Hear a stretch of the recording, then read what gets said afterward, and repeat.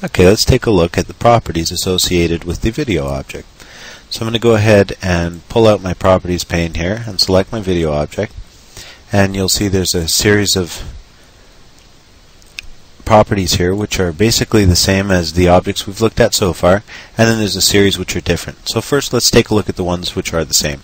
So for example, in the attributes area here we have the same highlight sound and click sound that we have associated with other objects such as the label object, button object, paragraph object, and so forth. So those react to the user's mouse, and we've got the custom cursor option as well as the enabled and visible option, so we can set our video object to be invisible if we like by default, and then later use an action to activate it. And we've also got the ability to resize and reposition our object numerically, as always here in the Attributes tab. Okay, now if you look in the Actions area here, actually there's a little surprise because we've got the normal stuff, the on-click, on-enter, and on-leave events. So these react to the user's mouse at runtime when they click on your video or mouse over your video, etc. And we've also got now 4 additional states, and these are related to video events. So we've got the on-play, on-pause, on-stop, and on-finish events, and basically we can attach any series of actions we like to any of those events.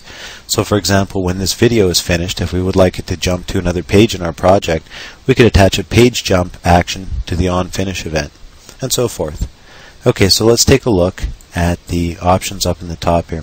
As you can see, you've got your normal options here to select the file and name your object, so we could rename this if we like to my video.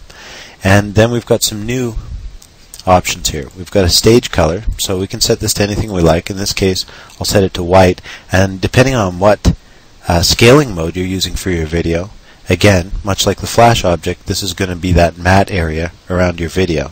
Okay, so if you want to leave it to black, it will blend in with your video, or if you want to set it to the background color of your page. And a lot of this is going to depend on whether you're using a slider transport with your video object or not. Okay, so let's go ahead and look at some of the other options here. So we've got the Autostart and Loop feature, the same with the Flash movie. Again, you may want your video to auto-start, you may not want your video to auto-start. It might depend.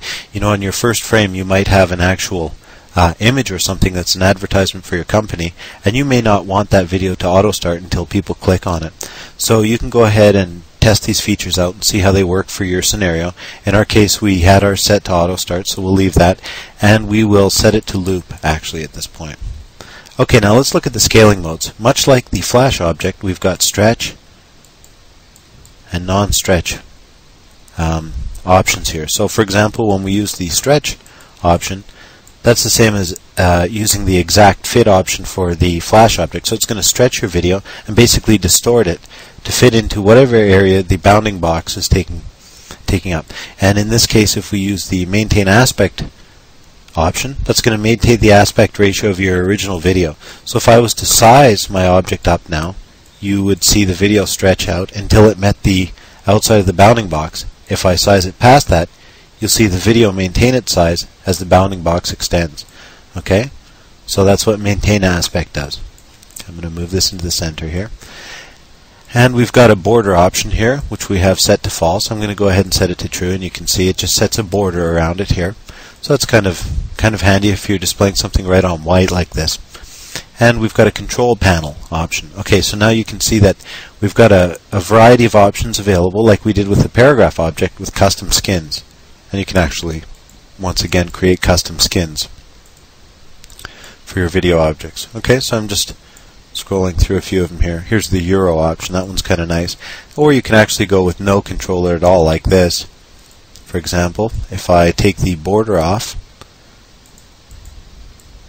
and set it to auto start and loop, you can see here you get just the video alone with no controls at all. And of course they would still have the controls related with a right clicking on it and so forth. But at any rate, you can go ahead and shut the control panel right off, or use any combination of these custom control panels, or create your own control panels. Okay, and it's much the same as the paragraph object, and the same basic way to go about that. Okay, we've got a panel color option here, and that's the panel in behind the scroll bar here. We can actually set this to any color we want. In this case, I'm going to set it to white. That looks kind of nifty. And we've got the text color, and that's going to pertain to whatever text is in here. In this case, your time display, and I'm going to set that to this color of red.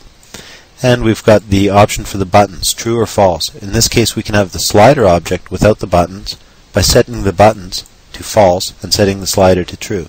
So you basically have different options here for your time display, for your slider display, and for your buttons display. Okay?